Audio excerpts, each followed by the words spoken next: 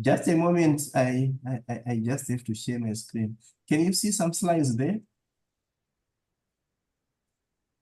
Hello? Not yet. Not yet. Not yet, okay. Not yet, not yet, not yet. All right, all right. Let me see what is happening.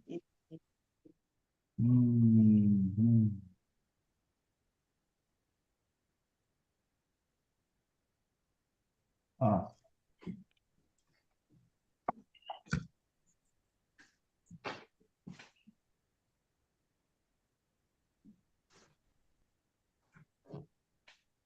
I don't know what's happening here.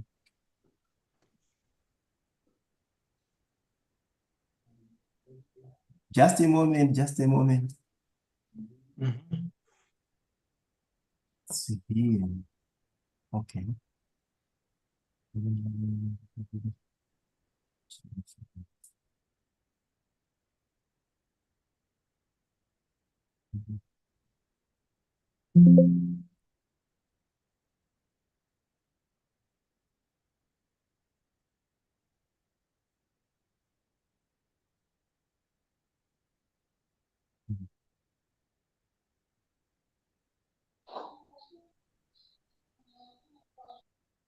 Okay, can you see my slides now? Yes. Yes, you can see your slide. Yes, yes.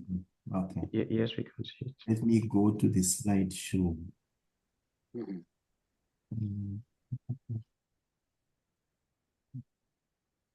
is this?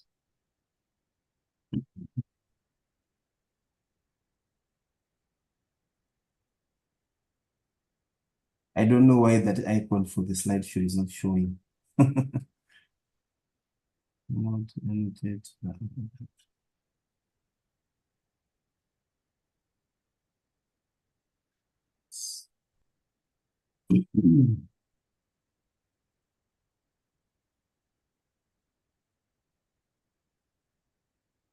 Okay.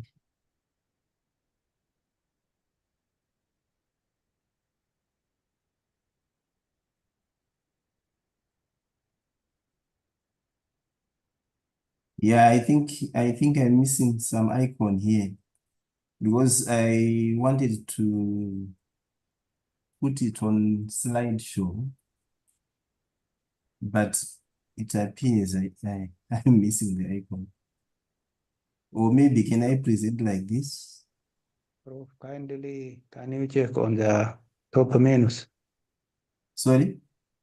On the top menus, what is the icon next to Ando?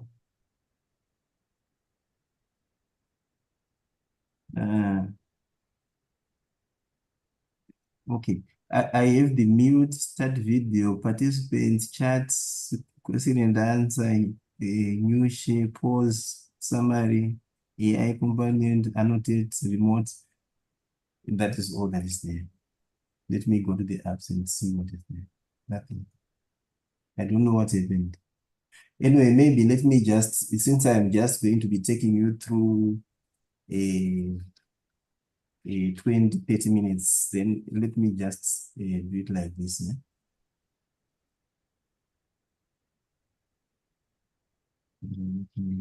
But can you see the slides? Yes, it is visible.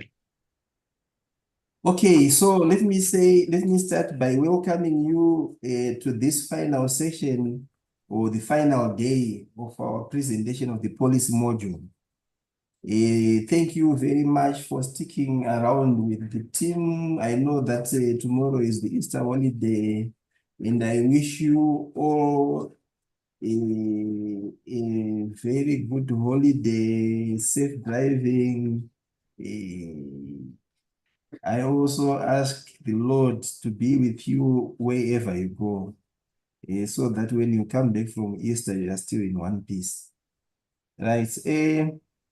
Let me just give you a summary of what we have covered so far. You can see that I looked at the two topics, and on the first one, there was introduction of terms like climate smart agriculture, climate information services. We moved on to inclusive climate smart framework components, a context and analysis, principles of climate smart agriculture, a policy design, where we cover things like participatory approaches, context specificity, gender sensitivity, climate justice, capacity building. You still remember those things, evidence-based decision making.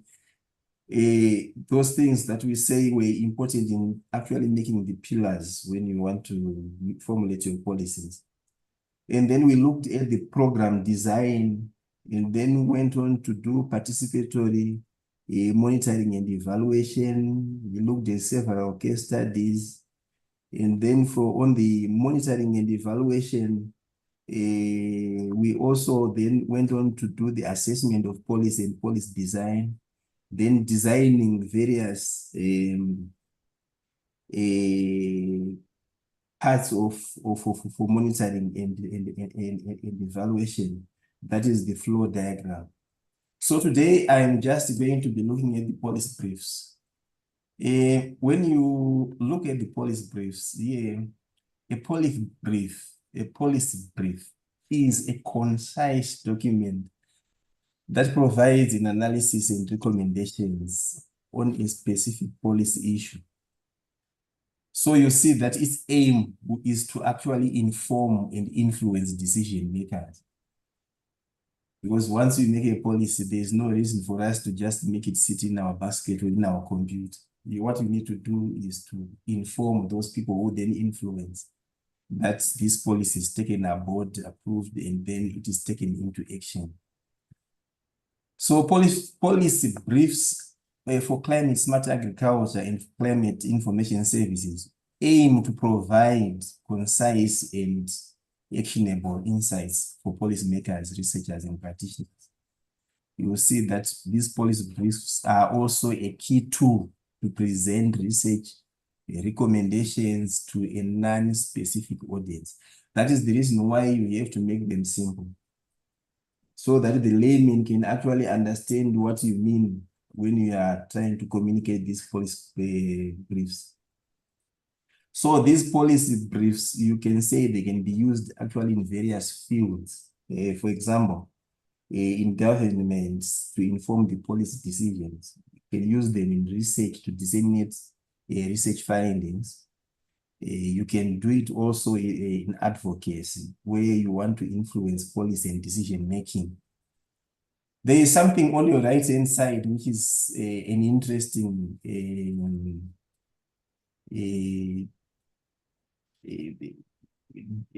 design that was done by IDRC and CRDI on policy briefs. What is really expected? It has content, and that content should be succinct, which means it should be something that is really compact, just straight to the point, and it's simple for a lay person to understand. You have to focus on a single topic. You don't have to bring in the multitudes of topics, which may end up confusing the whole policy setup. You do not have to exceed 1,500 words, and in most circumstances, they say 2 to 5 pages is quite a lot. You have to include only essential information and then avoid going at tangent with what you want to explain. You really have to be clear, right? Your points have to come out and pointing to a goal. So when you are drafting, you have to draft a new purpose-driven policy brief instead of summarizing or cutting down and pasting on the existing report. You just have to understand your report and then throw it away, write what you have to write, and communicate it in simple terms. When you look at the types of policy briefs, FAO actually managed to put it in two. That in broad sense, you can have what is called the advocacy brief, and you can have the objective brief. And in advocacy brief, you are actually arguing in favor of a particular course of action. For example, farmer field schools on land and water management, an extension approach that works. You can make a policy brief on that where you are arguing on a certain issue. But when you are talking about the objective one, it gives a balanced information for policymaker to make up his or her mind. So that is what FAO is saying. But in reality, there are specific types that you can actually bring together, take or borrow from each and every one of them to come up with your own policy brief. You can actually have the following advocacy briefs, which aim to influence policy decisions and often taking a clear stance or advocating for a specific policy change. So those are the advocacy briefs. You can talk about analytical briefs, which provide in-depth analysis of policy issue, examining the context, challenges, and potential solutions. You can talk about informational briefs, which provide factual information. You can talk about decision briefs, which provide concise, actionable recommendations to inform policy decisions. You can have status briefs, which update policymakers on the current state of the policy issue or initiative. So you'll see that the type of policy brief used depends on the purpose. It depends on audience. It depends on the goals of the brief. So their policy briefs often blend elements from multiple categories. When you blend, and then you can come up with your brief, depending on the context of the issue and what you want to communicate. So when you are looking at policy briefs, then you want to maybe in your head you are saying, then which ones? How can I identify the appropriate ones for promoting climate smart agriculture and climate information services? You will see that in most circumstances, when you are talking about CSA and CIS, there is normally a major contribution by the advocacy briefs, analytical briefs, and decision briefs, where the advocacy brief, you are actually want to advocate for policies and investments that support CSA and CIS adoption. On analytical ones, you want to provide in-depth analysis of the benefits, challenges, and opportunities for CSA and CIS, and to inform policy decisions. And on decision briefs, you want to provide concise, actionable recommendations for policymakers to support CSA and CIS adoption. So adoption is a keyword, as you can see from this issue, which was a concern by some of the participants last time. How can we make these things improve? How can we improve on their adoption? How can we make people understand? How can we really work together so that we can improve this climate smart agriculture and CIS without people or some stakeholders being hesitant because of the language that we are using? So the participatory approach is key to all this. Then you look at the outline of the process of drafting a policy brief on CAS and CIS, because you need to know this. You have to now have an idea of, then if you want to draft mine, what are the key elements that are involved and what do they mean? In that case, you look at the introduction. This one, you are expected to give the background in the problem statement. Then you look at the context and the analysis. You give an overview for CSA and CIS, describing the current states and identify challenges and opportunities. That is where you do these things, a contextual analysis, and together with your stakeholders. So on policy recommendations, which is the third one, you outline specific policy recommendations to support CSA and CIS adoption, such as investment in climate resilient agriculture. Things like climate information dissemination, farmer support, and policy and regulatory framework. And then the fourth pillar is on implementation and monitoring. Highlight the implementation of a strategy, how you are going to be doing it, and describe a plan for monitoring and evaluation to show the effectiveness of the policy recommendations that we are putting across. And then you may have to come up now with a conclusion where you give a summary and call for action. Right. So, in summary, of all the things that we have covered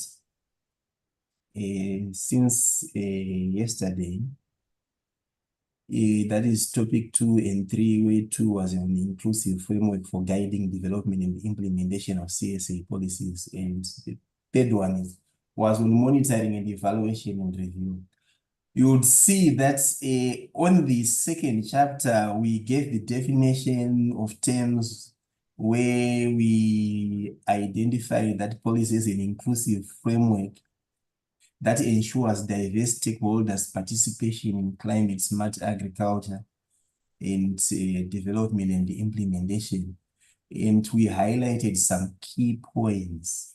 And those key points were identified as stakeholder engagement, which actually meant involving farmers, local communities, organizations, and other organizations in decision-making process. So we talked also about contextualization. Every situation is some context behind it. So this is the area where we discussed ways on how to consider local, social, cultural, and environmental context. And then we moved on to inclusive decision-making process. And this is very important if you want to move together with your stakeholders so that in the end, they will take ownership of whatever policy that we are going to be developing and implementing. So this inclusive decision-making process ensures equal opportunities for all stakeholders to contribute, and then they feel they are part of it. So the benefits of doing these things is to enhance a CSA policy effectiveness, increase its adoption rates, and promote sustainable agricultural development. When you look on the other side, the last section, that is 3, on monitoring evaluation, the key steps that we took were to establish indicators, that is, define indicators that you can use to track a progress and impact. And then we also looked at the data collection, where we emphasize the regular collection of data on policy implementation and outcomes, because that data will be analyzed for you to know what is working, what is not, where do you want to, where should you improve, etc. Then we moved on to review and revision, where periodically you are expected to review these policies, which means if you don't have the monitoring and evaluation process in place, then it means the policy is dead already, because there's nothing to review. You don't have the information, nobody takes care of it. So it is important to periodically review these policies and revise them based on the lessons learned. And then we moved on to the policy briefs, where we communicated, where we indicated that there's need then, after developing these policies, to communicate these policies with policymakers in a friendly manner for you to communicate for action. And the benefits of all this is to improve policy effectiveness, and enhance accountability and promote adaptive management. So, having said this, I can say thank you very much, and those are the details. Those are my details: email address, phone number, in case there is some follow-up that you may need and some discussion, further discussion that you may want to engage me in. Nobody knows everything. We can discuss. We build our Africa together. So thank you, ladies and gentlemen, and my colleague Alice, I think you will now continue, and at the end, then we can have the question time. Thank you so much. Thank you very much, Professor. Let me share my screen.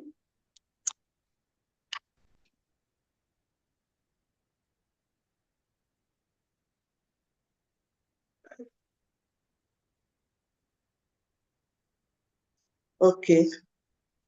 So, good afternoon, ladies and gentlemen.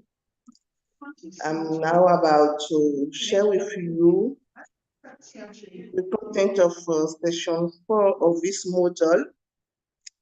The title is Enabling Environment for Upscaling Climate Smart Agriculture and Climate Information Service.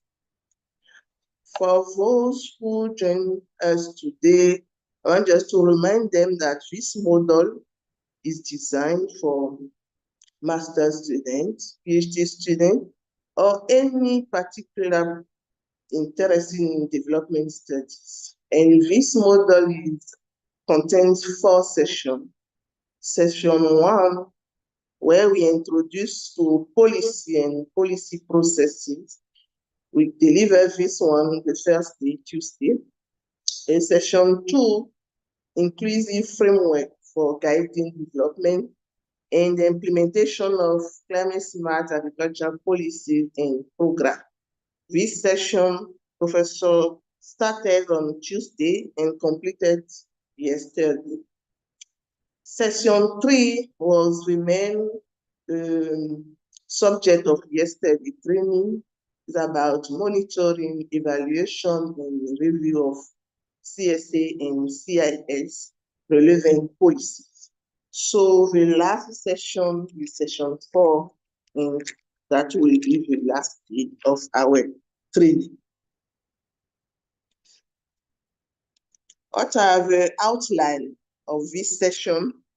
Anyone who takes this session course should be able to analyze policies and identify the reasons for policy shifts. One should also be able to demonstrate understanding of the drivers of policy shifts and also the process of policy shift. It should also be able to design and formulate policies for supporting effective implementation of CSA and CIS. And at the end, finally, the learner should be able to contribute to practical small group exercise in policy advocacy. I will follow this outline. I will introduce this section by recalling why it is important to include CSA in the policy. After that, I will explain the current policy analysis and show the barriers to CSI and CIS upscaling. I will also explain after that why is it important for policy shifts. I will show also policy change frameworks and principles.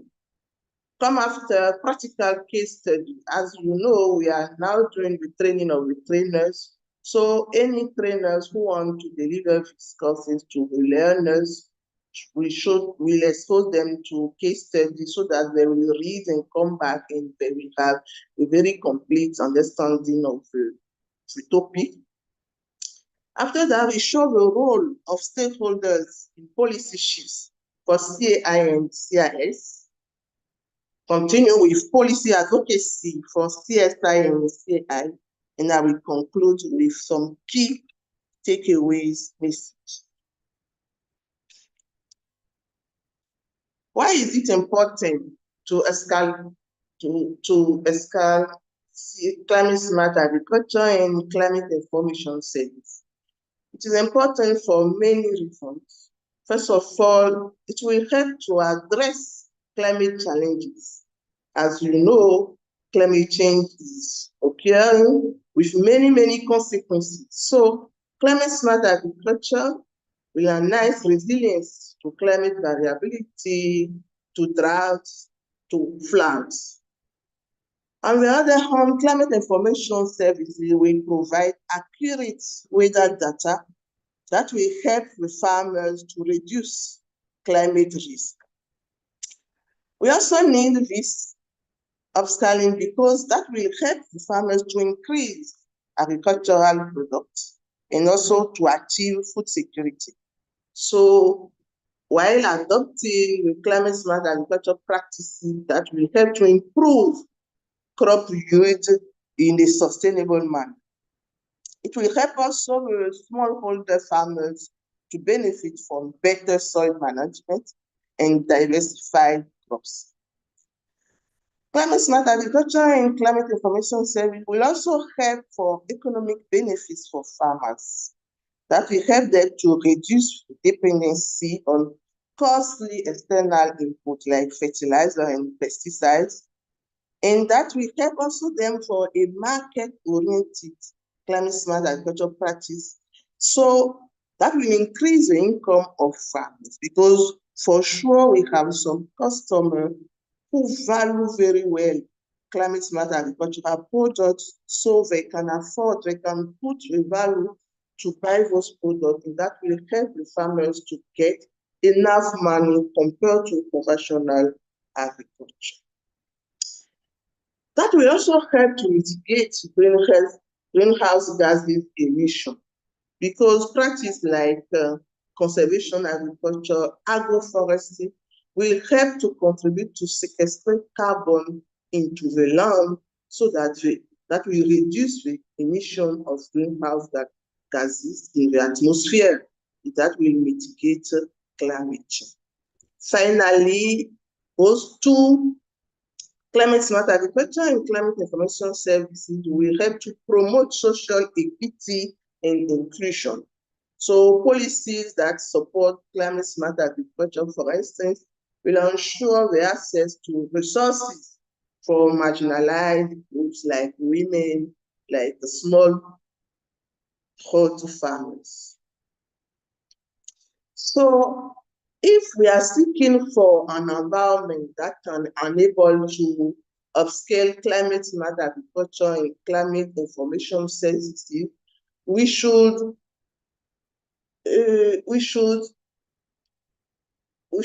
that involve creating the necessary condition and support system for wide adoption and implementation of those practices and technology.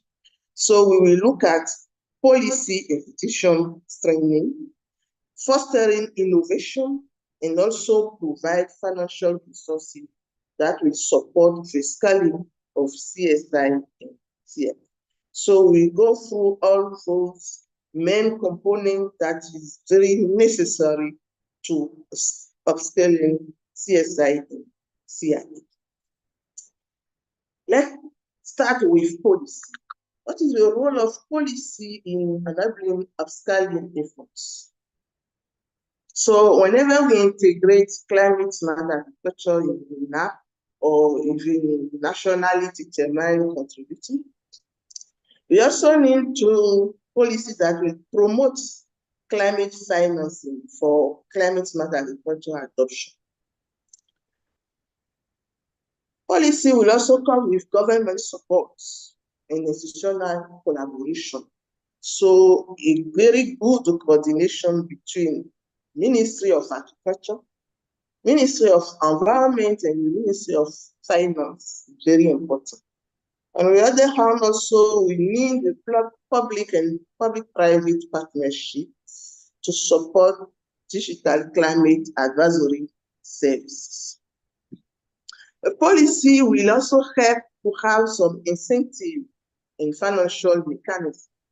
So access to credit, subsidy, and also insurance program for climate smart agriculture farmers is very, very important to enable this CSC. Because, you know, in our country, the farmer would say, yeah, we don't have enough money to adopt this technology and so on. So those subsidies and also credit will help them. We also need some climate adaptation funds to finance climate smart agriculture implementation at the grassroots level. What is currently the policy analysis? We will see here what are the barriers to climate smart agriculture and climate information services upscaling. We show here up to 4 barriers. So, ladies and gentlemen, whenever you are ready to deliver these courses, we provide some documents on each of the barriers we talk about here, so that students can put themselves into groups, read them, and come in and share with their mates. So the first barrier we highlight here is institutional and policy barriers. So we can see in our different countries that there is a weak integration of climate smart agriculture in national policies and investment plans, or even if it integrates the project or the requirement or the required funds necessary to implement them, they are weak. It is not enough. We also have lack of policy coherence across sectors. So if we see, for instance, agriculture, environment, we see finance. Sometimes a project can come into agriculture and we see that impact negatively the environment sector, for instance. So it should be in a coherent manner so that we can achieve what we are looking for. We also have limited government commitment to long-term climate smart agriculture adoption. As I said on the first day, and also Professor highlighted yesterday, when the government has a pressure of the population to feed them, to set priorities, it is very difficult for them to look for long-term activity and long-term priority. The second barrier here is the financial and market barriers. Here, for instance, you have limited access to climate finance for smallholder farmers. We also have high costs of those technologies. Yeah, it is labor consumer, those technology, because if I take, for instance, integrated soil management practices, for instance, it's very, very labor consumer, and the farmers sometimes we say we don't have money to afford to hire labor. We also have a weak market linkage, preventing farmers from benefit from CSA investment. If you see a product, let's take the example of maize. If you take maize from conventional agriculture and maize coming from climate smart agriculture, for instance, the two products cannot go into a common market, not at all. We need to identify a good market for products coming from climate smart agriculture because they are safe. And as they achieve also other sustainable goals, there are some customers that value them and they are ready to pay the price for them. So this linkage, the fact that it is very weak, are some barriers to climate smart agriculture upscaling. The third barriers here is capacity and knowledge barriers. So we have lack of farmers' awareness and training on climate smart agriculture practices. Sure, the farmer where you discuss with them, yeah, we can say, yeah, I witnessed the negative consequences of climate change, but are there no really what they can lead them? Are there no how it can impact them in the future, how it can impact the future generation? So we need to increase farmers' awareness on that. On this also, we have low adoption of digital tools, GIS, artificial intelligence, big data for CSI and CIA implementation.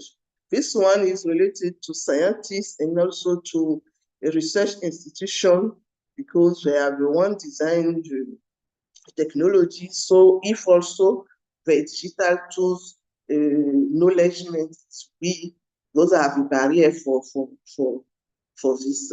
We also have limited extension services to support climate smart agriculture adoption. The fourth barriers we see here is social, cultural, and behavioral barriers. We see the resistance to change due to traditional farming practices. Whenever you come for transfer of technology, farmers sometimes they resist because they have a traditional way to farm and so on. We have also gender disparity in access to resources in decision making and climate smart agricultural adoption. Because sometimes when those kind of technology, they need to have a secure land. So if, for instance, women, they do not have a very good tenure for land or property access to land, those are some aspects, some barriers that affect. So, ladies and gentlemen, thank you for your attention. We are continuing. Why do we need to shift policy? Why do we need to change the policy we have before? As you know, addressing policy versus addressing the issue is a kind of, if you compare the root causes of a disease versus treating its symptoms. We know that since 1992, the United Nations started to combat climate change. So if we do not change the policy in many sectors, particularly in agriculture, how it is so far, we will be there. And whenever an event comes like floods or like drought, we can check, okay, what are we going to do? They take decision, they settle a project, and we're done with it, and we continue as usual. That will not lead us to achieve the goal to combat climate change. However, if we change the policy currently the way it is, and we shift to a policy that takes into account climate change, that will help us to deal with this issue sustainably. So, policy change refers to incremental shifts in existing structure or new and innovative policies. In our case, climate change will be the new thing we want to introduce in the policy.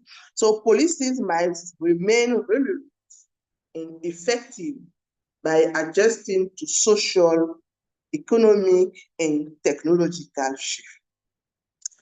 Effective policy change requires a multi-perspective approach, analyzing various sides of an issue. According to,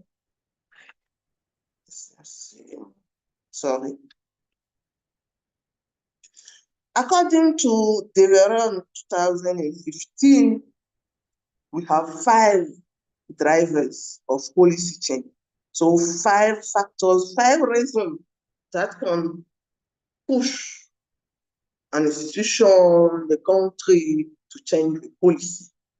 So the 5 We summarize them in a word, let's say STIP. So for instance, the first S stands for social changes in demography and lifestyle, social trends like family structures, income, age, nationality, diversity. Another driver is T. This T stands for technology changes in infocoms, for instance, technology changes in new media or in engineering sciences, for instance.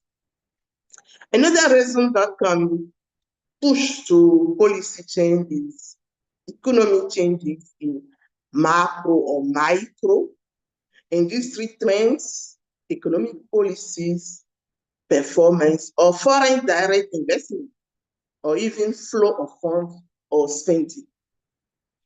The fourth reason or drivers will be environment changes in living, built environment or environmental issue like the climate change, stakeholder expectation, cost of compliance during reporting. And the last driver can be a political issue. So politics and government changes in the government policies, guidelines, political emphasis. Now, I need to show to learners the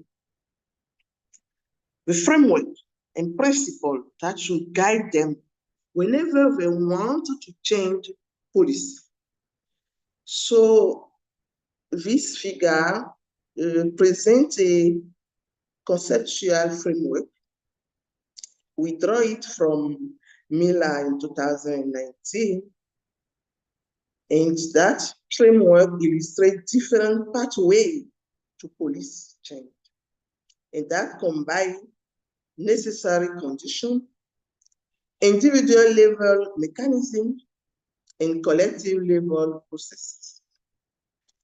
This pathway is based on political science theories, especially those related to policy process like ACF, Advocacy Coalition Framework, MSF, Multiple Stream Framework, PET, Punctuate Equilibrium Theory, and PFT, Policy Feedback Theory. The chart is organized into 3 columns, as you can see, and we have 2 main categories. We have categories based on position, and we have categories based on interpretation. For instance, when we take the first column related to necessary condition, and we take category of position, we can see changes to external context, like economy, national moods. We also see changes to policy subsystem or policy design.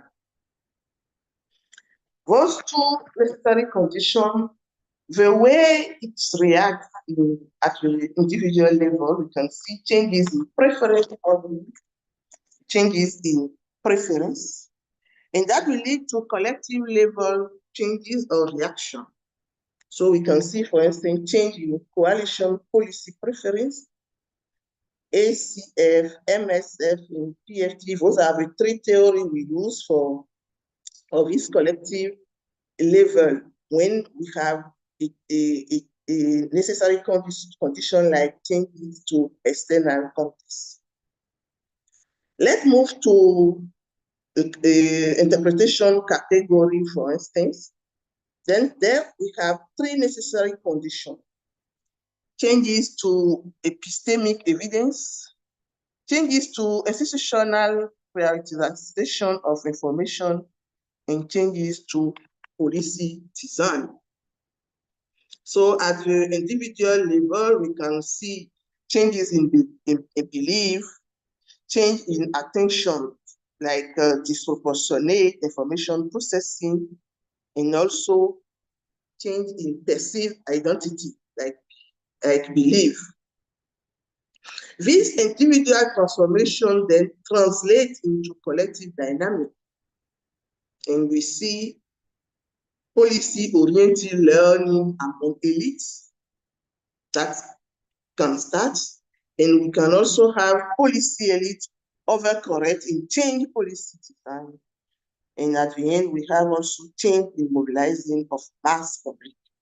So that is the pathway that we can achieve policy changes. This diagram can explain how policy change does not occur in isolation, but results from a chain of external or internal shifts in knowledge, preference, or belief, individual reaction to those shifts like psychological reaction, cognitive, or narrative. We can also take from this diagram that collective level mechanisms eventually can alter policy direction.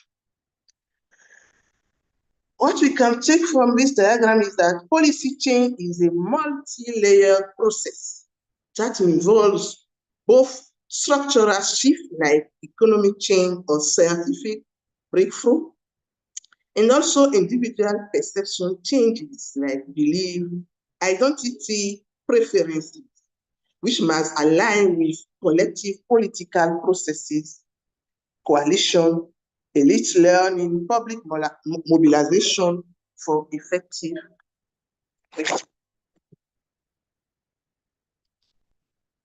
We are done with the framework of policy change.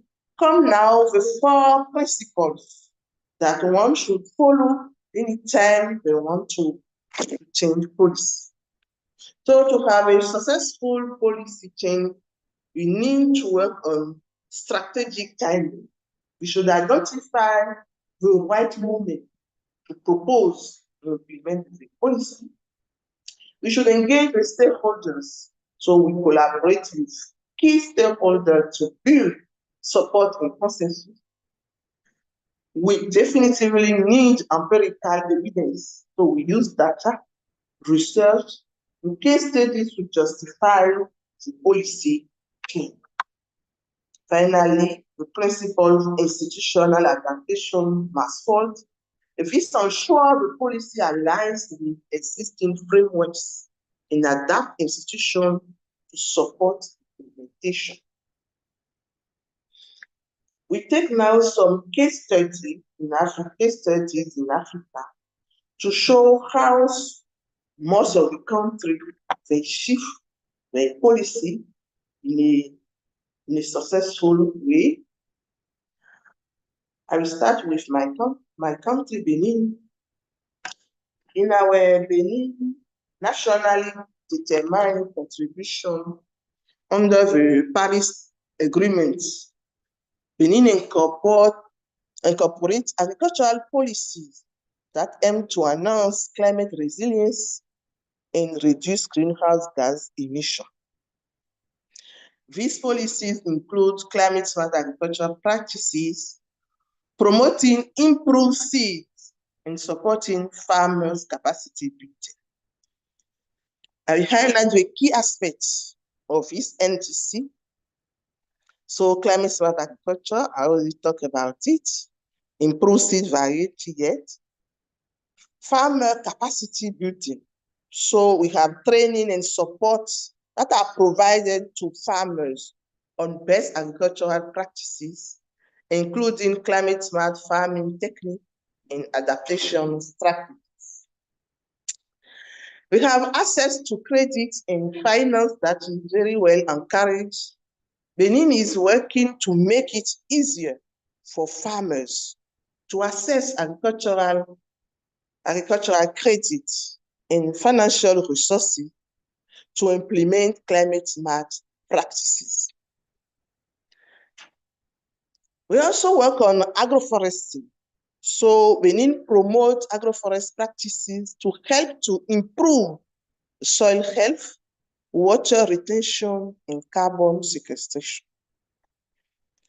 On the livestock parts. There is an important part of agricultural sector in Benin, even though it is only the north part of the country that is dedicated to livestock in a very intensive way. So the NDC also include policy for sustainable livestock management to reduce emission and enhance resilience. For instance, to reduce the emission of methane from the digestion of animals. On the mitigation and adaptation part, the NDC aim to both reduce emission from the agricultural sector and improve the resilience of agricultural system to climate change. We can see that there is an alignment with national priorities. And I go now to Lesotho. Let me check the time. Yeah, sure, it's fine. In Lesotho, the country integrates climate-smart agricultural practices into the agricultural policies through the National Climate Change Policy. This policy emphasizes on conservation agriculture, agroforestry, and sustainable livestock management. What are the factors that bring to that success? We have institutional support. The government actively promoted climate-smart agricultural practices like keyhole garden and small-scale irrigation. One factor also of success factor also is community engagement, and we also have resilience building. We move to Zimbabwe, the country of Professor Crispin. Zimbabwe implemented what we call the, I'm sorry for the pronunciation, Fufunza Intwaza program. That is a flagship initiative targeting climate adaptation in sustainable agriculture. The key success factors here are the government initiative, so the distribution of inputs like seeds and fertilizer to smallholder farmers. We have also the education and training. Farmers will receive training on climate resilience strategy, empowering them to adapt to changing in the weather patterns. Another factors that bring to this success is sustainability focus. Any technique we use, such as mulching or organic matter placement, were emphasized to enhance soil health, and that will also help to store carbon in the lands. Let us move now to Kenya. So Kenya developed the climate-smart agriculture strategy from 2017 to 2026, integrating CSI into national development plans. The key success factors are strategic framework. So the strategy aligns very well with Kenya's National Climate Change Action Plan and agriculture sector development strategies. They use a lot of innovative practices, adoption of technology like water pumps and agro-weather advisory services to support farmers. We also have funding and partnership, and we notice a collaboration with the World Bank and other stakeholders that help them to ensure financial and technical support to farmers. So when we see countries like Burkina Faso, Ethiopia, and South Africa, all of them, they have also adopted climate-smart agriculture practices, including water harvesting, intercropping, and zero-grazed livestock system. So all those practices have been integrated into national policies to combat the impact of climate change. So whenever, as a trainer, you want to deliver this course, particular recession. So you use those documents so that the student can read and come and share with it. Let's move now to the role of stakeholder in policy shifts, policy change for CSI and CIS. We start with government agencies. So government agencies have to play a key role through policies, through institutions, through financing. Let's start with policies. Government agencies should be the one provide a coherent framework that integrates climate change adaptation, mitigation, and food security. All those three objectives that should guarantee climate smart agriculture. So they should have it in the national and also international development agenda. Government agencies should also facilitate the coordination across the sectors and stakeholders, ensuring that CSI strategy align with sustainable development objectives such as SDG, Paris agreements in disaster risk reduction framework, and other frameworks like NEPAD and so on. Government agencies through institutions should ensure that rural communities they have access to information, inputs, diverse genetic resources, while also strengthening markets to improve agricultural returns. We will never stop stressing on that particular aspect of markets. Government agencies also through financing should provide direct subsidies, grants, budget allocation to support climate smart agriculture and resilience building programs. They should also create dedicated financing mechanisms such as climate adaptation fund in rural development program. What is the role of international organizations? They should facilitate capacity building and technical assistance. So United Nations Development Program in IFAD, as they used to do, they should continue to support policy reforms by funding training programs, research, and knowledge sharing initiatives. They will also coordinate global and regional climate initiatives. So UNFCCC and CGR, as they used to do, to help governments assess international finance mechanisms and integrate CSA in nationally determined contribution in NAPA. International organizations also will promote policy, public-private partnership. So the World Bank and African Development Bank encourage private sector's investment by providing co-financing chains and risk-sharing mechanisms to scale up sustainable agricultural practices. For instance, in Senegal, we see IFAD with the government of Senegal that they subsidize the premium for agricultural insurance, index-based agricultural insurance to help farmers to cope with climate change, and at the meantime, that contribute to reduce the emission of greenhouse gases. What is the role of private sector? Yeah, private sector will engage public-private partnership. So companies, they collaborate with government and international organizations to co-finance CSI initiatives that will build resilience agricultural supply chains and support extension services.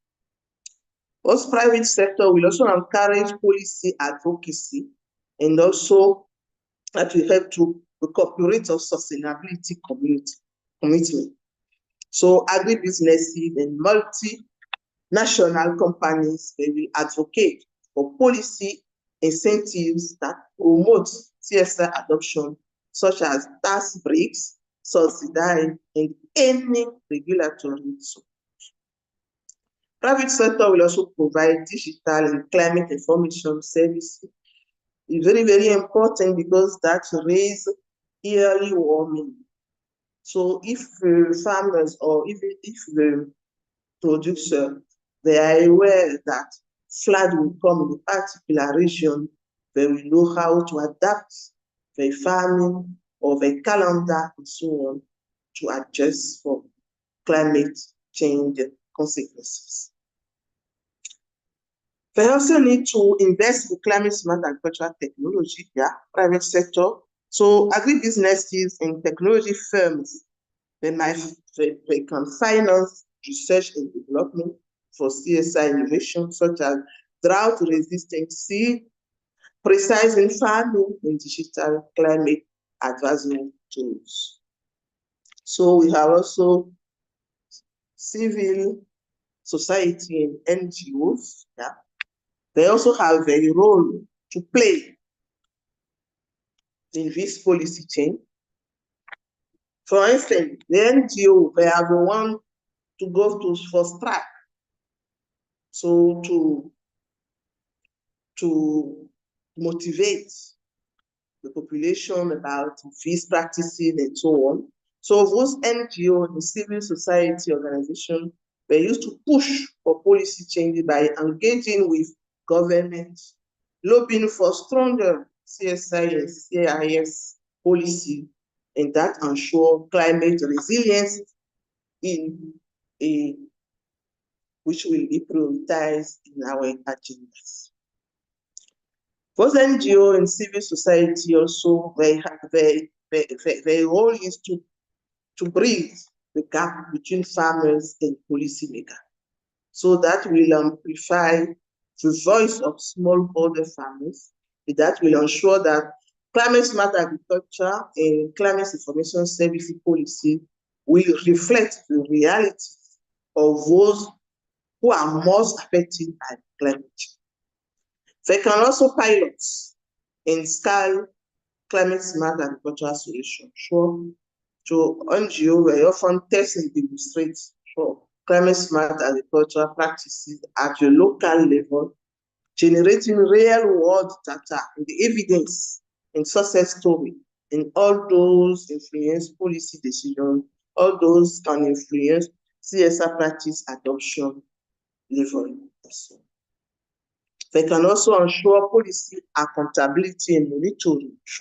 They advocate for transparency, equity, and sustainability to make sure that the fund dedicated for a particular policy is very well directed to this purpose, or a well climate governance.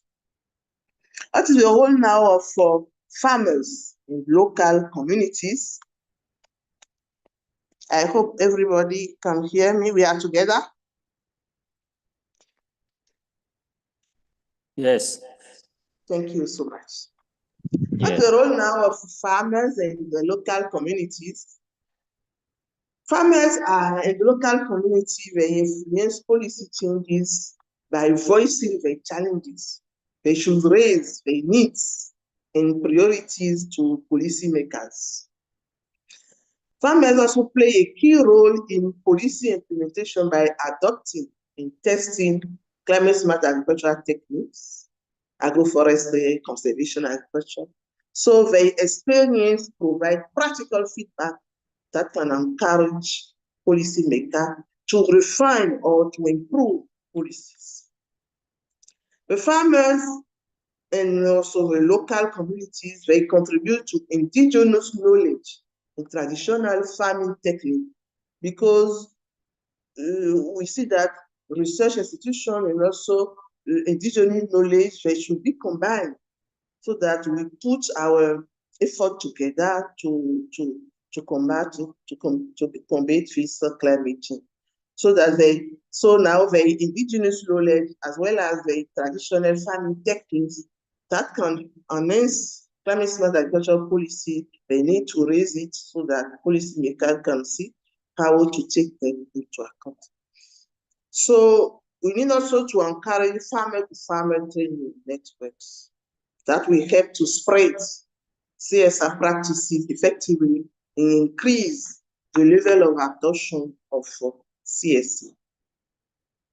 Farmers and community groups track policy implementation, and they advocate also for better support, subsidized extension services and infrastructure. I'm moving slowly to the last subsection of this session 4. When it comes to policy advocacy for CSR and CIS, what does it mean? Whenever we talk about policy advocacy, what should be your understanding from that? What is the meaning? Policy advocacy refers to action that you take to influence decision makers to adopt or improve policies supporting CSA and CIS. It also involves engaging policymakers, mobilizing stakeholders, and pushing for policy reforms that promote climate resilience in agriculture. Policy advocacy is very, very important because that will help the government, that will help the policymaker to act. Because those people in policy advocacy somehow they used to put pressure on the government to act. But why is it important? Why is it important?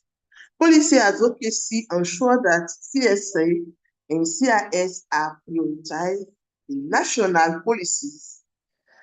They also push CSA and CIS into development plans, climate policies, agricultural framework, agricultural program, agricultural projects, and so on, agricultural activities.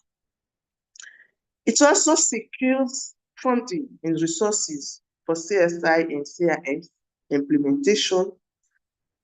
They also advocate to push for increased budget allocation, for increased climate finance, and also that to push them to invest in those practices and technologies.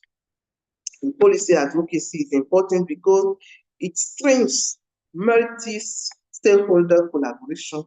It brings together farmers, scientists, NGOs, private sector, and government to create inclusive policy. Give me 1 second, I will open the door and windows so I cut power here. Coming back.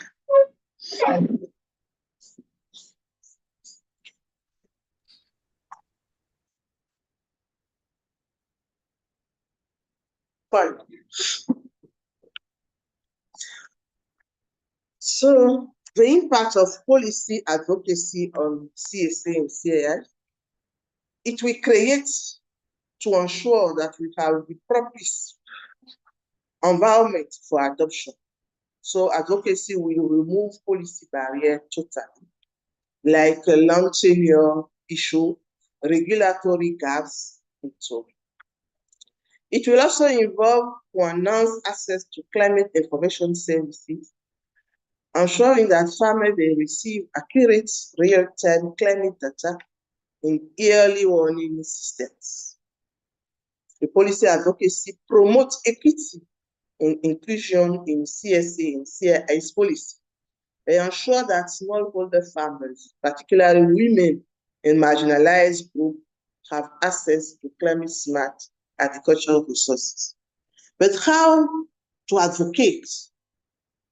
How are they going to organize themselves? They should engage policymakers, present research, case study, and recommendation to government officials. It can also come from multi-stakeholder coalition. So collaboration with NGO, private sector, and farmer organization can lead to advocate for CSI and CIS policies. They can also participate in policy dialogues and conferences that will influence CSI and CIA policy decision at global and national level. Now I will show the policy advocacy cycle. It's a cycle in that bringing to, let's say, seven points. First of all, we analyze the problem. We use research issue. We build coalition. We plan for action. We develop recommendation. We deliver your message to policymakers. We monitor and we evaluate the progress of your advocacy. So advocacy begins by identifying and analyzing the problems we want to address. So here, for instance, we want the integration of climate smart agriculture and climate information services, practices and tools into policies. So that starts with that.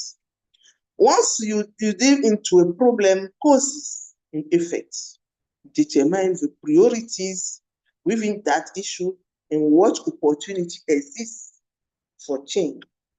This will help you determine what is achievable. The second point, once the key issue has been identified, you create a research data collection plan that will help your ability to make a more persuasive case. This research can include the climate change concern and needs in different communities.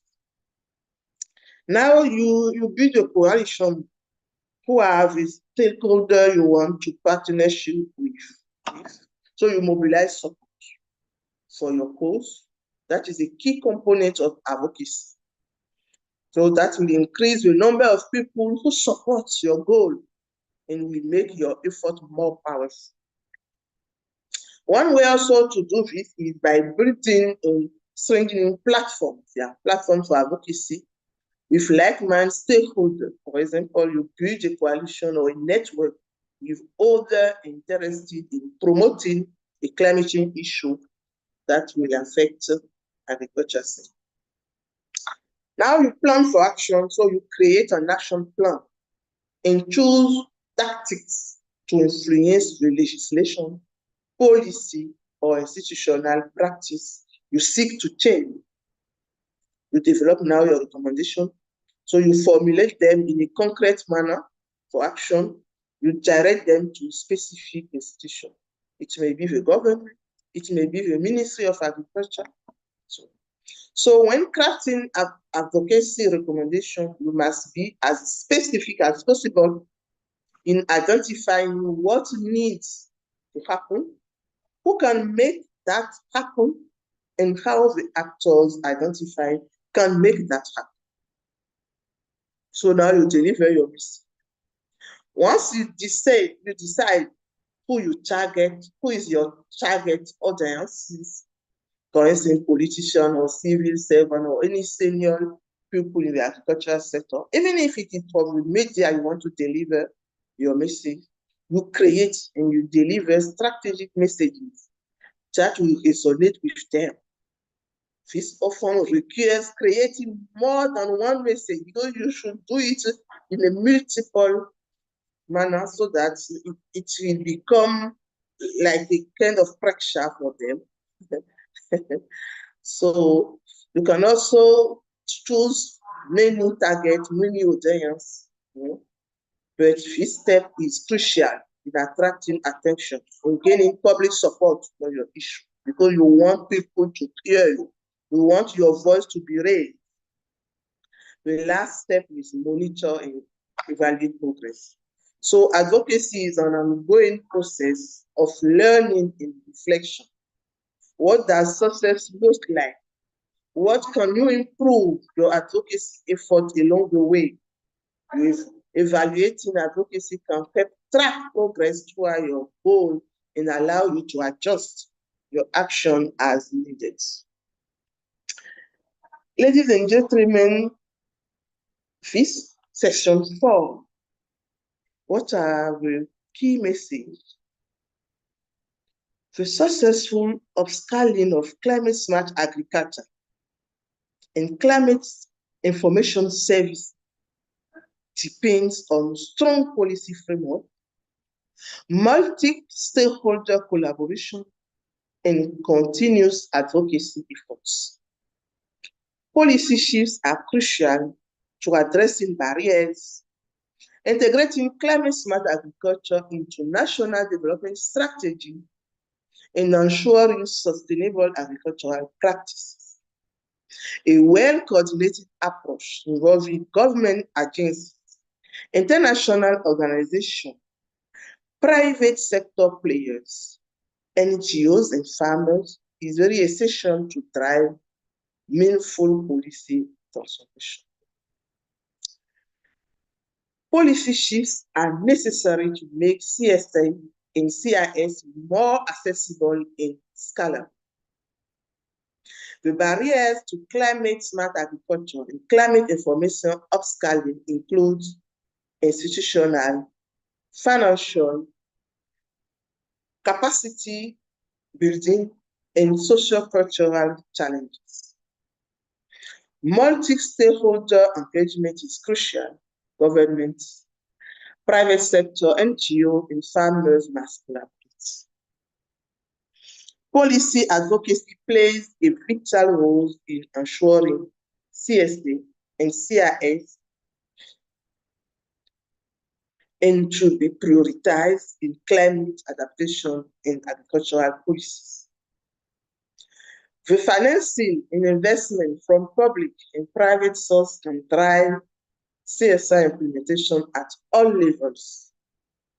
And evidence-based policy making ensure that CSC strategies are effective, inclusive, and sustainable. I would like to ask a question to David. I'm at the end of session 4, but we also prepare a summary for the whole module. Are we going to make a break after this session 4 before I deliver the summary of the module, or I should go ahead directly?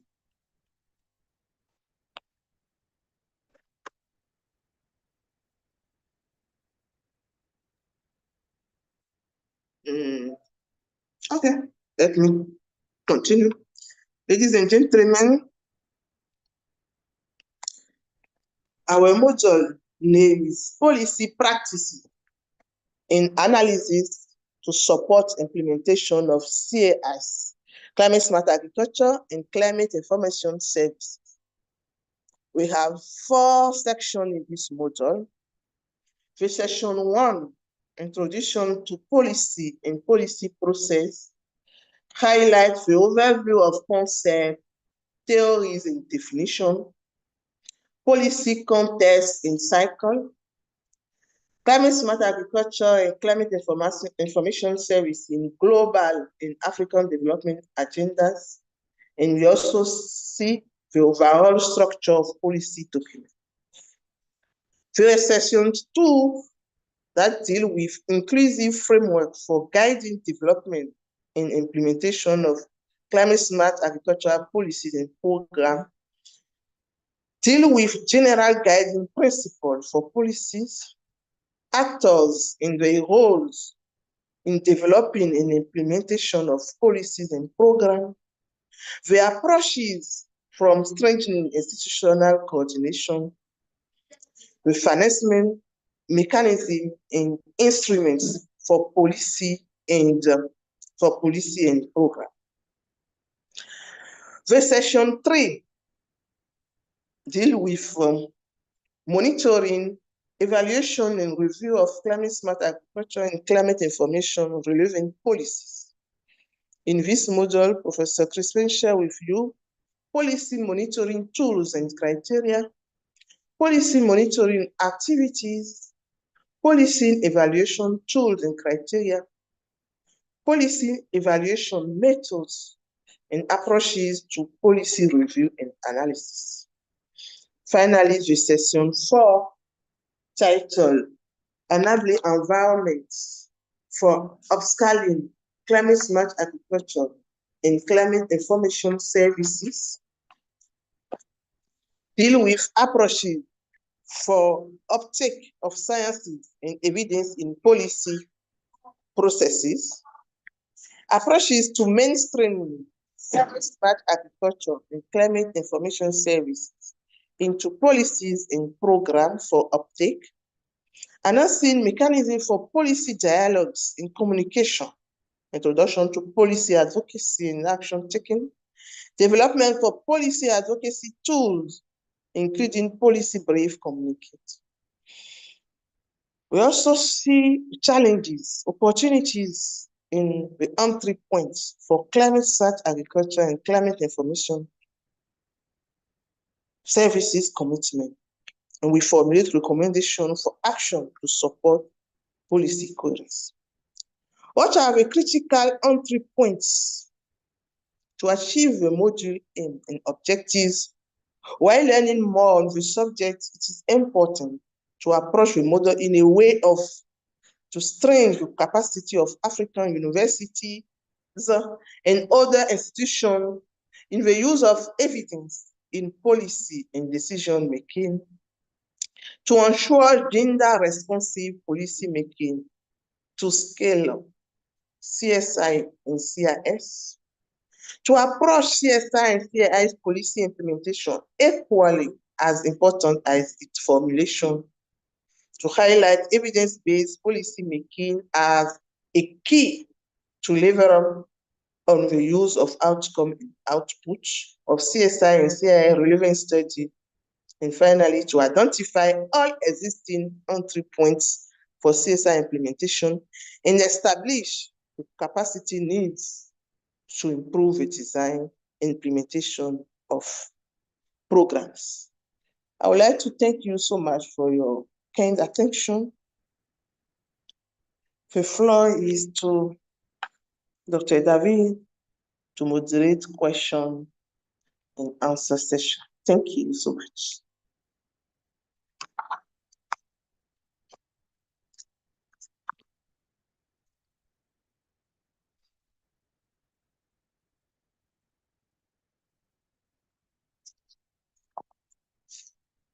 Hello.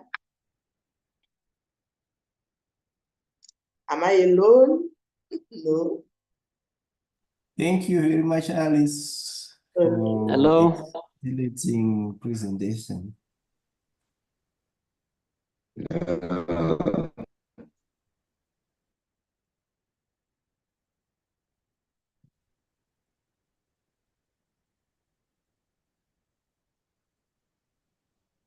Hello.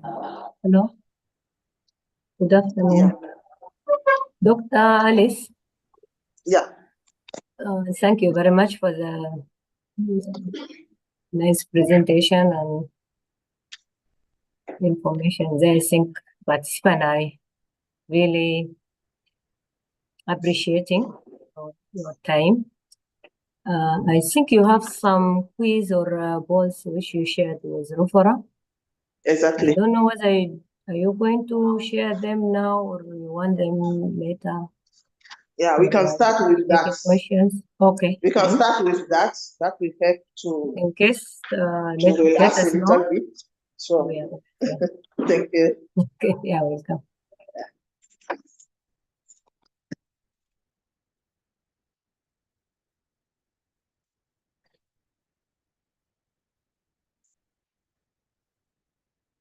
So maybe you can ask your participant or you just give them a brief about this quiz.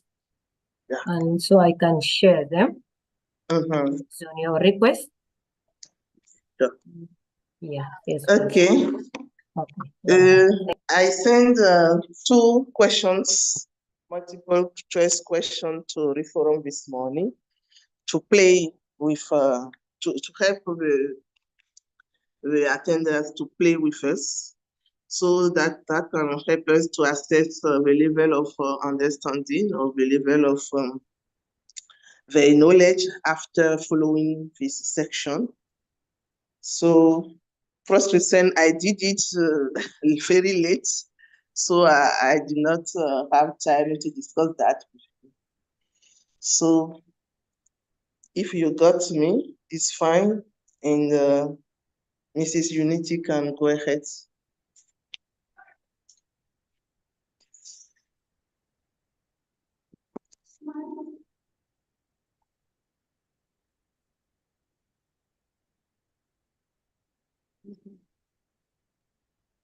So I've already shared, I think you can see. You all of you are seeing the question on the screen. Dr. Alice? I think Yeah, you're I can see. responding. Okay. Did you set a time for the quiz or I don't know? How Come because again, please. how many minutes are you giving them for the two questions? No, for the two questions, I think 5 minutes is enough. Even 2 minutes is fine.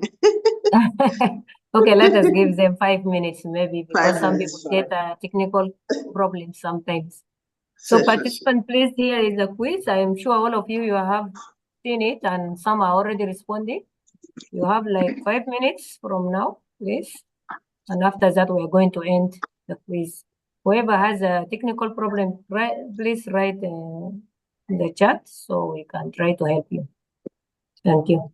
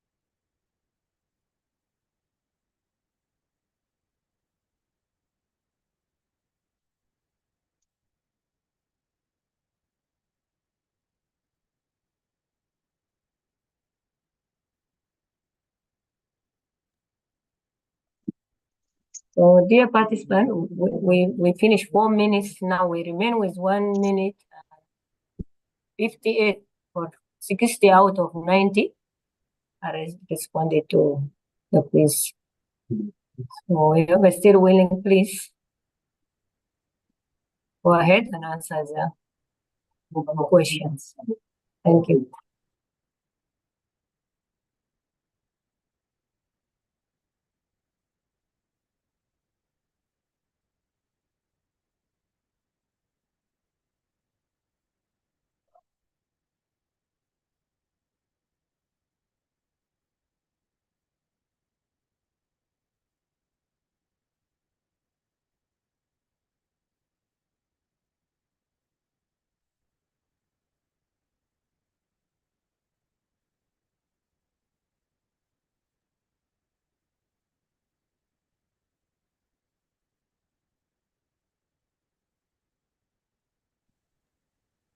So do you want me to post the result?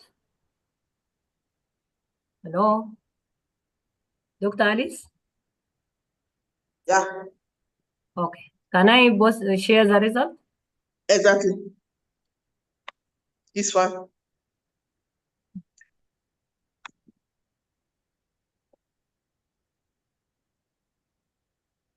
Okay.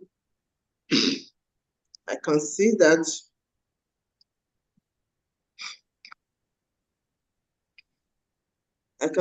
according to the participants,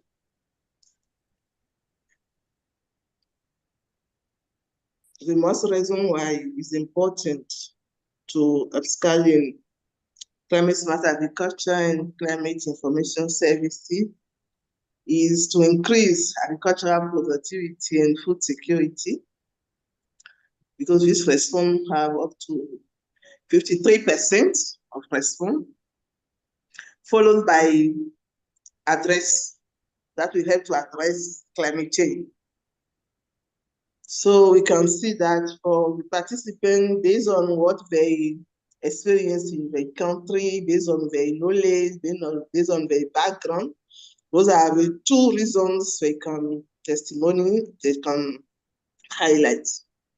Fine. Because it's fair. When a farmer wants to adopt a technology or a practice, the first of all goal is to increase productivity. The other reason will be seen later on. So thank you for participating for the first question. You do very well. I move now to question 2. What are the key barriers to climate smart agriculture and climate information services upscaling, institutional and policy barriers? This response have up to 59% of respondents, followed by capacity and knowledge barrier. The level of response up to 22%, followed by financial and market barrier. Fine. No comment on that. Thank you so much for participating in this speed quiz that helps us actually to relax ourselves. Any comments? Otherwise, we move to question and answer session. Let me see in the chat if I have some concern I should address.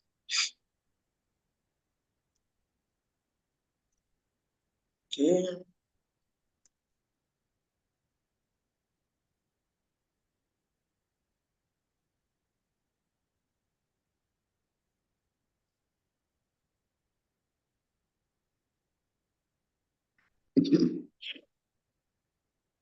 I can see in the chat there is a field you need to complete by the end of the training evaluation. Fine. Please complete.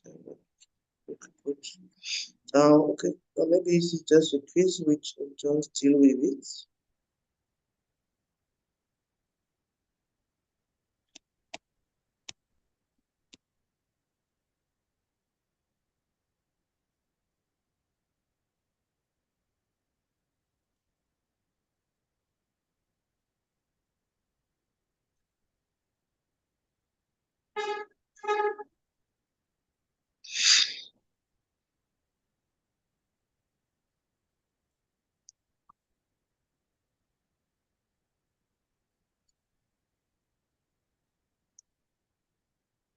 It's fine. I have already commented on the results of the quiz.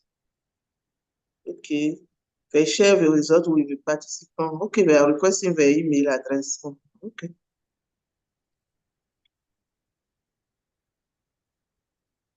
Good. Validation form.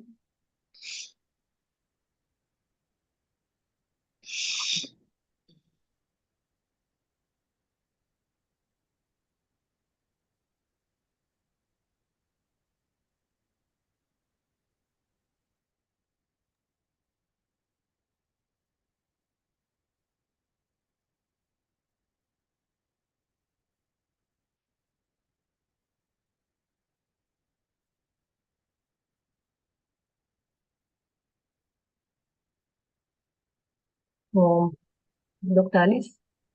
Yeah. No? Yes, I don't see any maybe comments or question in the chat. Maybe if anyone who's interested to ask, they can raise their hand and we can give them a chance maybe to ask, because we still have like maybe 15 to 20 minutes.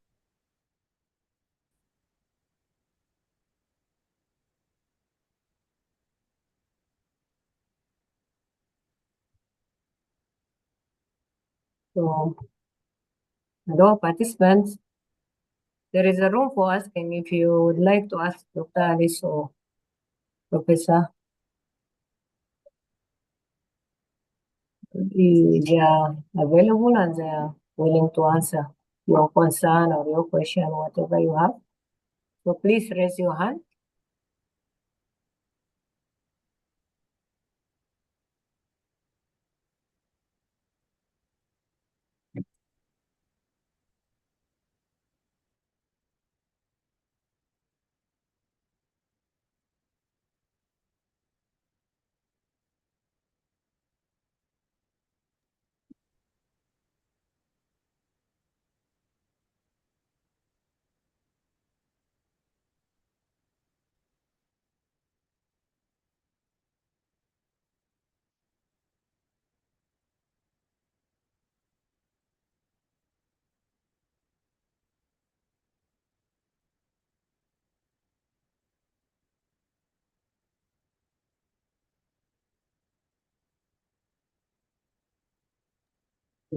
For participant, no any question? Professor, I see one question in chat for you.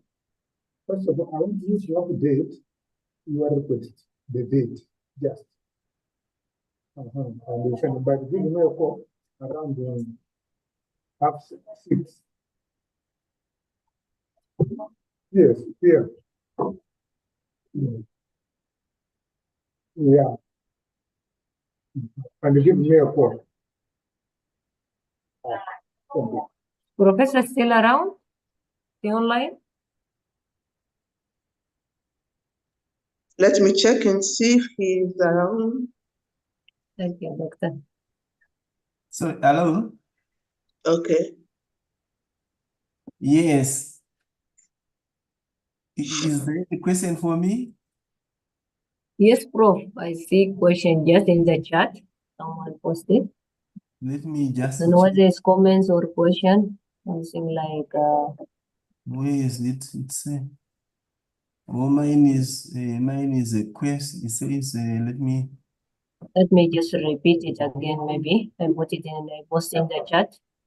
mine Hello, is hello. Hello, Prof. Mulungwen. yes, how Let are me just, you? I'm all right, and how are you doing, sir? Good, Actually, good. I'm the one who said the question. I just want to understand. We have talked about the ROCOs along all the frameworks. So my Yes. question was just to understand.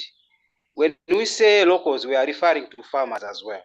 So do we need to have chiefs to monitor the process, or else we need to have real farmers to monitor the process? Since these interventions, some of them are more scientific. That's why I raised that question, so that we can understand when you say content science can be monitored by locals. So do we need maybe to have specific individuals who are trained in science so that they can understand some of the nitty-gritties within the conservation agriculture? That's my question. Maybe I can echo like that way. Thank you so much. Stay abreast. Okay. Thank you very much for your question. Yeah, when you are talking about locals, it's actually in terms of the context in which you have designed, say, for example, your policy. Who were the stakeholders? Of course, you have to respect the systems of leadership that are there. We know, you know, that we have the political leadership and then we have the traditional leadership. So from the beginning, if you really want not to have problems, you have to approach the communities that you are working with through their political and through their traditional leadership. In the end, when the processes are going on, obviously the leadership is also the responsibility to see to it that what has been agreed is what goes on with their traditions. So as a result, they have to be involved also. If there are some shortfalls or some shortcomings that you may have identified, that is where the capacity building comes in. Because what we are actually saying is, once you are together as a team, it doesn't mean that everybody is going to be doing the same thing every time, but you are going to be assigning some roles and responsibilities to each other. So on the roles and responsibilities, you may find some gaps. So those gaps has to be filled by capacity building or maybe borrowing. If there is a key stakeholder who is missing, who should be coming in to fill that gap. So that is actually what I meant. I don't know if that answers your question. Yeah, yes, well elaborated, Prof. I understand the way you have elaborated, but the first was very difficult for us to understand the concept because it was just saying locals without expounding it. So now I'm very confident enough that you have really touched the issue on the ground. Thank you so much, Prof. Stay blessed. Thank you. Stay blessed too. Thank you, Prof. Thank you. I see Sulaimani is raising his hand. Sulaimani, are you there? Yes, I'm there. Yes, please, you can go ahead. I have a question for Dr. Alice. When she was talking about the practical case study, and in the case of Benin, she said that the Benin government is working to make it easier for farmers to access agricultural credit and financial resources. And I want she to give me maybe a practical example of how the government is working to make it easier, because based on my knowledge, in Benin, if you are not a cotton producer, you are not likely to have access to credit. So I don't know, maybe if there is a program in Benin and by which the government is working to make it easier for farmers to access agricultural credit, like farmers who are implementing climate smart agricultural practices. Yeah, thank you so much, Professor Suleiman, for your question. Sure, in Benin, we have what we call FNDA, Fonds National pour le Développement Agricole. It is a fund, a national fund for the development of agriculture. So in every cluster, agricultural cluster in our country, whenever you are a farmer, you request credit.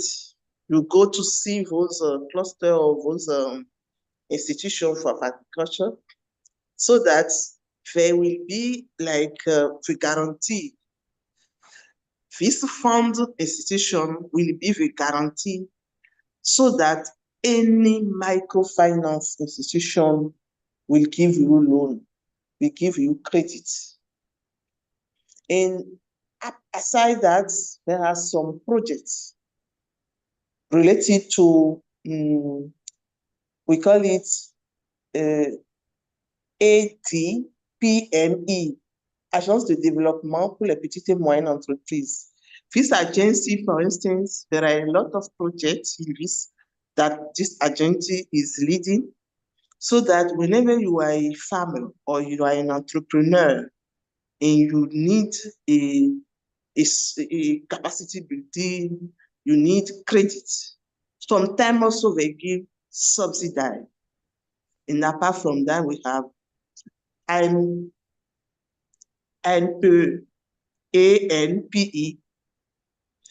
So all those institutions, let's say like 5 years ago, they started, particularly FNTA. They are doing very well on this particular sector of financing.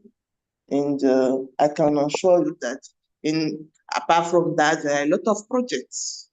A lot of projects that can give a credit to farmers to enable them to adopt strategy, CSI practice, so if Prof has also some contribution, I'm talking about Prof Suleiman, as you are in the same country. If you also have other information that I'm not aware, you can also share with us. This is the information I can give to you for your question. Thank you.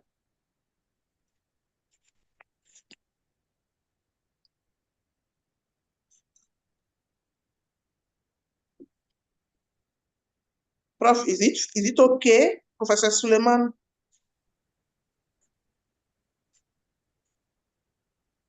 Do you know this institution I'm talking about, FNTA?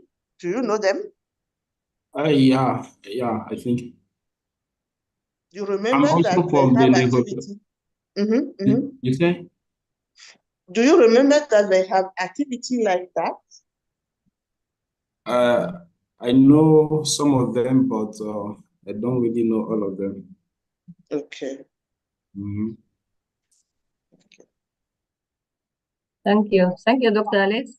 I see two questions in the chat. The chat, let me read Yes, them. one from Christian Ajala. Jajala, yes, and one from, is it Mahmouza Simon. So I don't know whether you would you like to ask or just Dr. Alice, she can go through and Yeah, chat. I will start. So thank you, Mr. Christian Ajala, for your question. You said that in Africa, what tangible and measurable evidence exists regarding the impact of current climate-smart agriculture policy on enhancing agricultural productivity, bolstering farmers' resilience to climate-related shocks, and mitigating greenhouse gas emission within our specific context? There are many evidences, particularly one of my master's students last year. She tried to assess the impact of incorporating the residue of agriculture into cassava production to see how that impacts, for instance, the yields of cassava. And the results are published online. And we can see that those who use those residue from agriculture to try to cover the land while they are ready to produce cassava, they get a better yield compared to those who just grow the cassava without incorporating those residue of agriculture into the land while growing cassava. In the evidence, there are plenty. Even when you say any seed or any variety tolerant to flood or tolerant to drought, the evidence are there. The yield the farmer got is better compared to those who do not adopt those practices. Let me see the other part of the question. Mitigation. When it comes to mitigating greenhouse gases emission within our specific context, sure, there are tools. There are tools to measure the level of carbon stored in the land whenever those practices are used. I know that my colleague from Wascal University, they master very well those tools in our, for instance, in my country. I know that some kind of research are ongoing so that they are able to to measure the level of carbon stored in the land whenever those climate smart agriculture practices or strategies are used. So that's the response I can give to this particular question. May I move to the second, or let me ask Christian if he is fine with these answers?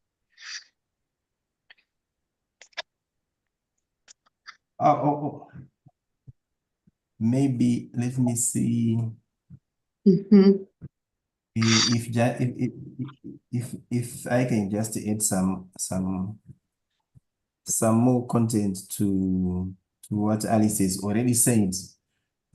Because when we are talking actually about tangible and measurable evidence, when we are talking about climate smart agriculture, yes, there are several studies which show enhanced agricultural productivity due to CSA and also bolstering farmers' resilience. You can talk about conservation agriculture that promotes the soil health, reduces erosion, increases cropping yields.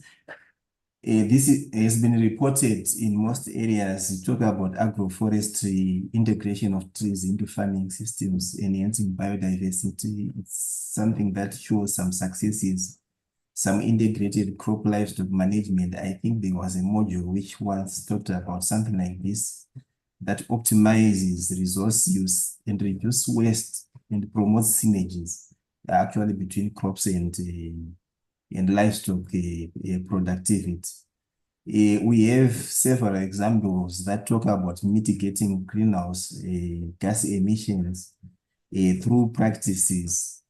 For example, mulching, things like crop rotation, better grazing, which optimizes pasture use and reduces overgrazing. You see all those examples. So you see that while there is evidence on the benefits of those CSA policies, implementation and challenges. So implementation challenges persist still, particularly in the context like in Ethiopia, where if you want really to overcome, where they talked about overcoming some of these challenges, then you see some programs like tailor making of CSA practices to local contexts that led to adapting the agroecological zones to farming systems. So that matching is actually another way of really trying to embrace these positive effects of climate smart agriculture. Things like strengthening policy implementation and the monitor and evaluation of CSA processes. So you can talk of many, they are actually many. Thank you very much.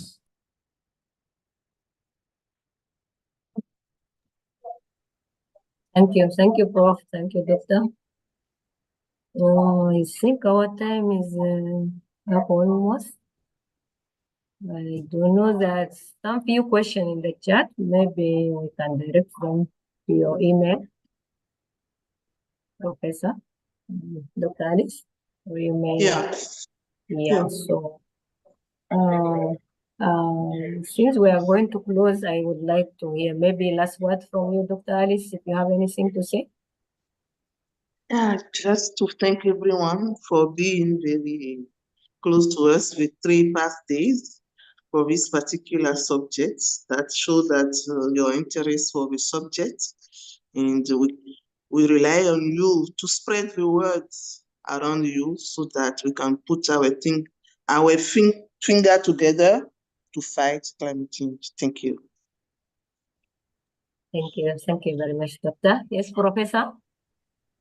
Yeah, actually, my colleague has said it all. Thank you very much, everyone who attended this module.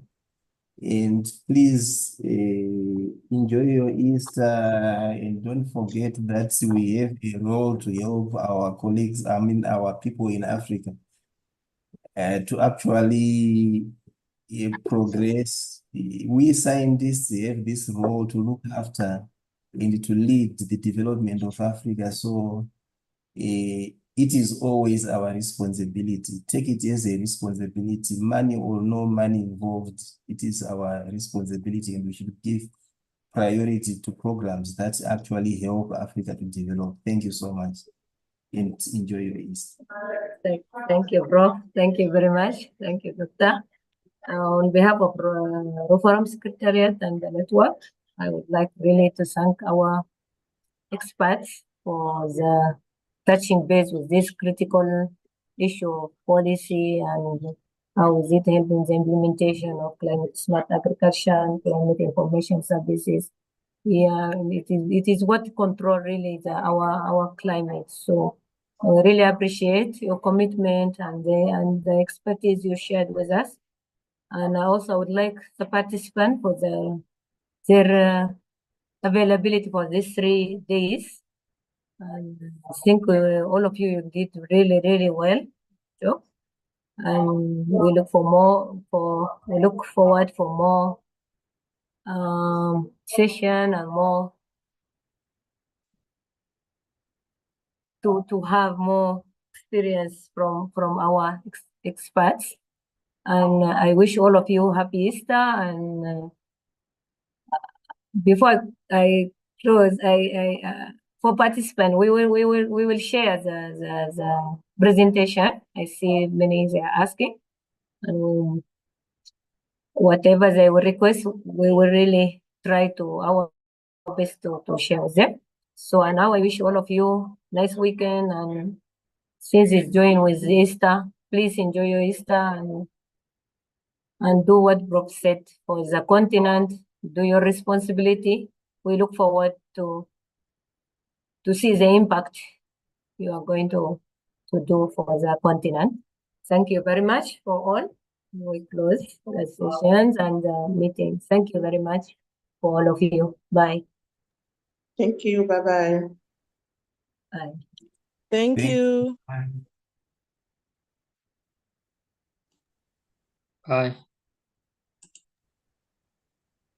Thank you. Bye-bye.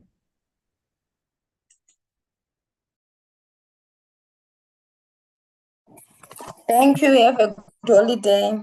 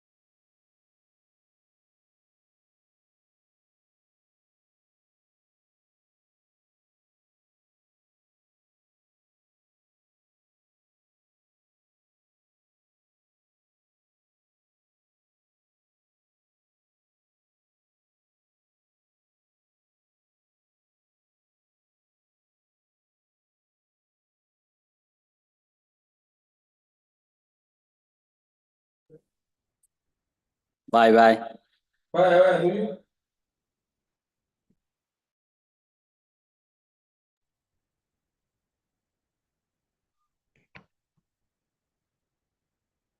Macam lagi satu berarti.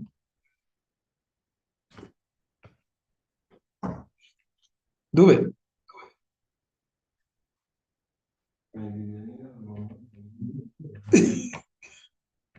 Siapa kan Nuri? Machi, what are you laughing at? Nothing, my friend. Oh, yeah.